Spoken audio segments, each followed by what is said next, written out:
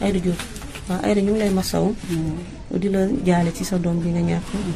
waaw yow yaa fekkee bi muy xeex ak moromam boobu ndax mën nga ñu wax lan moo leen jote damaa tëdd fii sama yaram yi bañ man dinaa tëdd fii naa toog fii man xaw ma woon sax ba xam moom la man daal damaa gis rek kooku yor paax bee rendi rek ma yuuxu xaw ma woon ni moom la sax ma woy ñëw leen yuuxu daanu fii si laa toog dalaat rek si ñu naan bàyyi seex la si laa daw génn tiim ko fekk mu rendi ko. da koo rendi wala da koo jàpp. da koo rendi. yéen coow rek ngeen dégg xamoo leen lan moo leen jotee. xamoo leen jotee te moom du histoire. moom du histoire xam daa ragal xamul histoire te foofu tamit man tamit ko fan yi boobu ba tey maa ngi koy gis fii xamoon ne sax ba xam day xeex ak moom sax te moom côté bi la dëkk dama koy gis fii chaque jour ma aw bi chaque jour ma tasanteeg moom. tey daal laa gis rek man xamoon sax ba xam moom lay xeex dafa jógee nii rek di waaxu ak rasa yi rek jël paax bi rek rendi man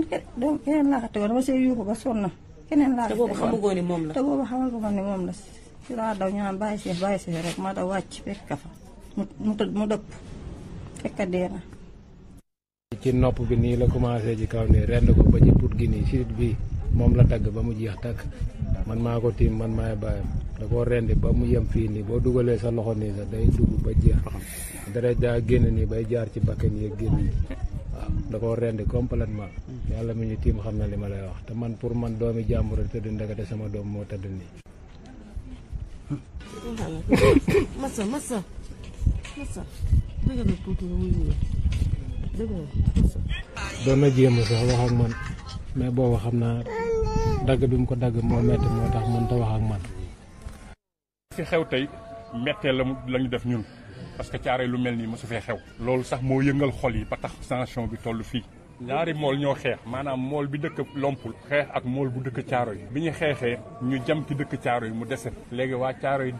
dal ci kaw mool bi ka jam nit ñi daw attaqué ki ka jam ñu tëj ko ci benn néeg pour protéger ko chef de quartier bi ko doon jéem a protéger dañ ko sotti essence ak néeg bi pour taal ko mu daw génn pour bañ a tàkk moom léegi nag c'est la nit ñi attaqué demee attaqué néeg bi jamat ko gaañ ko sapeur pompier doon ñëw pour jël si corps bi yam ci ne la y a un blessé et c'est plus urgent ñu évacuer blessé bi biñ ko évacuer nag après par la suite daf mujj décédé.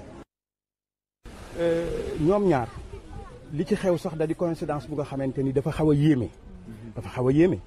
benn ñoo bokk benn tur kii Pape Cheikh Diop la tudd kii Pape Cheikh Samb la tudd ñoom ñaar ñoo bokk benn at bu ñu judd ñoo bokk benn weer bu ñu judd ñoo bokk benn bis bu ñu judd ñoom la ñu bokk yóbboondoo ci ambulance bi ñu bokk fu ñu tëdd ca hôpital fi mu nekk nii ñoo bokk benn bisit bu ñu leen rey bu ñu dee boobu coïncidence c'est dû à quoi doo ko xam kon il faut nga indi yàlla teg nag ci mbir mi yàllaa ko dogal waaw bi koy liggéey ne tey loolu la firndeel ñoom ñaar ñëpp ñoo bokk leen lépp kii Samb la sant kii Diop la sant rek moo leen wutale mais ñoo bokk tout ñun moom kii képp koo xamante ni déggal nga ñu ñun parents yi ki nga xamante ni ñoo faatulee ñun jàmm la ñu woote jàmm la ñuy wax na nit ñi am